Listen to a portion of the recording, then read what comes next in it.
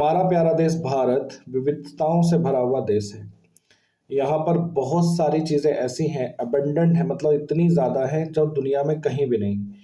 भारत इस समय दुनिया में सबसे ज़्यादा गेहूं और चावल उत्पादन देशों में से अग्रणी है। अगर हम अपने सरप्लस गेहूं अनाज को देखें, गेहूं और चावल के भंडार को देखें, तो वो एक बार का जो गेहूं चावल है वो हमें 3 लगातार सालों तक हमारे खाद्यान्न जरूरतों को पूरा कर सकता है। तो इस एक्सेस या एक्स्ट्रा गेहूं चावल का हम क्या कर रहे हैं, इसको हम एक्सपोर्ट कर रहे हैं। लेकिन क्वालिटी खराब होने की वजह से बहुत सारी जगह पर हम अभी भी एक्सपोर्ट नहीं कर पा रहे हैं और कहीं ना कहीं हमारे सैंपल जो हैं वो फेल हो जाते हैं। तो एक उच्च गुणवत्ता का एक्सपोर्ट तभी संभव है जब हम उच्च गुणवत्ता का बीज हम अपनी धरती में सींचें और अच्छी एग्रीकल्चर प्रैक्टिस पर जाए। तो एग्रीकल्चर प्रोडक्शन तो हमारा बढ़ रहा है, लेकिन कहीं ना कहीं क्वालिटी जो है वो खराब हो रही है।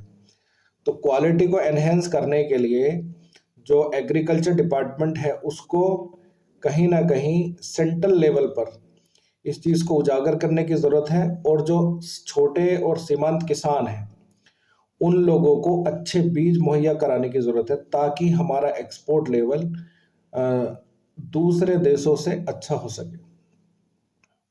गेहूं और चावल हम एक्सपोर्ट कर सकते हैं, लेकिन उसकी गुणवत्ता को ठीक करना बहुत ज़रूरी है, क्योंकि एक्सपोर्ट क्वालिटी का जो गेहूं है वो यूक्रेन और रसिया में ज़्यादा बेहतर है, ज़्यादा बेहतर माना जाता है। उनका सीड्स जो है उनका, जैसे वैसे तो हम यहाँ पर तेल जो है बाहर से मंगाते हैं। हमारा ज़्यादातर जो खाने का जो तेल है हम मलेशिया से, इंडोनेशिया से मंगाते हैं, ब्राज़ील से मंगाते हैं, क्योंकि पाम ऑयल प्रोडक्शन में वो सबसे ज़्यादा अग्रणी है।